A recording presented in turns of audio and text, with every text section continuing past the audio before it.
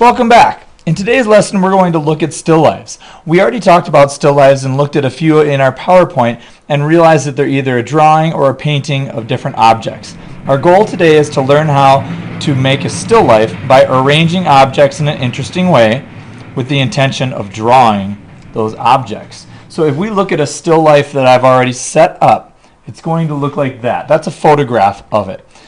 Today, as you set up your still life, you're going to need to do a couple things. Number one, you're going to have three simple geometric forms.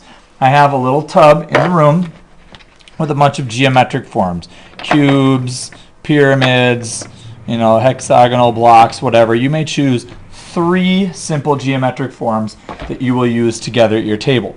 Then I will have a pile of origami models. Okay, here's a basic turkey. And I will make these for the class so they're accurate, and you will use these and you will choose one origami model for your still life. We're going to be starting our still lives using pencil and eraser and just using the graphite, and we'll make other still lives in the future with compressed charcoal and charcoal pencils. So I'm going to leave these two out for today, but we're going to start with our pencil. This pencil is a nice thick number 6 sketching pencil, so it's very soft, and you'll be able to do your dark shading with that, as well as pressing lightly to get light lines for our contour lines. Okay, so I'm going to arrange myself over here and show you our still life setup. Our still life setup is going to look like this. Okay, each table will have a cardboard box that is going to provide like the backdrop for our still life. Here's the cardboard box piece, and then you'll have a white sheet that you'll lay over that cardboard box. Then you're going to set up your still life right here in the middle, and you're going to have one little light that looks like this that you're going to put on either side of your box, and you're going to have it trained onto your objects. Okay, the first thing you're going to do is you're going to use the sheet to kind of just like try to lay it out flat, and then what you can do is you can take a simple sheet of paper and lay it down so that it fits kind of in that area. Now, the simple sheet of paper is to set our objects on so we can kind of trace them and know about the size and width of where things are. So I'm going to use this cube, I'm going to use a sphere, I'm going to use this cone, and I'm going to use this basic origami turkey that we had before. So I'm just going to set my origami turkey there, and I'm going to try to replicate what I had before. I had the cone sitting about there. I had my basic turkey sitting, I'd say about right there.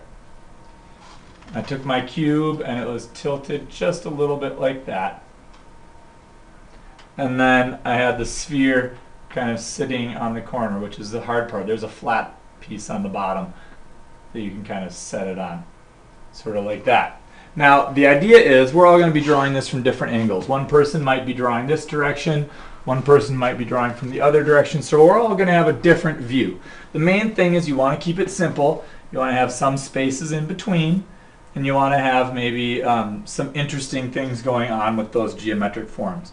Then you want to have this light trained directly onto your still life. Once you get that set up and you have an agreement at the table, take your pencil, draw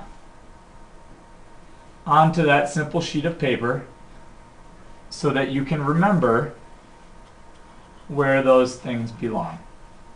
Okay, you're going to do that, and as well as that, you're going to use the iPad for your table and take a photograph of it. Okay, then we'll kind of know where everything is sitting, and we'll be able to use that photograph as a reference in the future. When you get done with that, you can either leave the simple piece of paper on there, or take it out and kind of rearrange the objects so they match. By the end, that piece of paper might look something like this.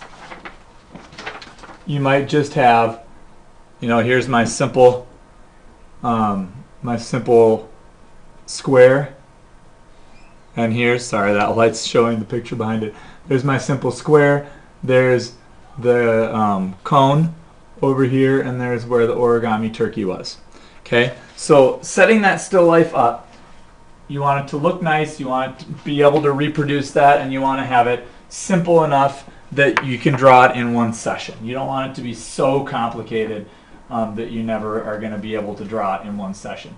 Okay, because we want to focus on creating the artwork and not making it too hard for us, because we want to be able to make sure we can do those drawings. Okay, so our still life will look like this.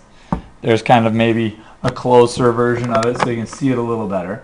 And you can see how we have nice shadows on one side because our light source is coming this direction. And you can see how we have the nice highlights on one side because that light is coming from one direction. So your photograph should look something like this. It should be cropped in close so there's enough room to work with around the edges, and you should see some of those empty spaces in between.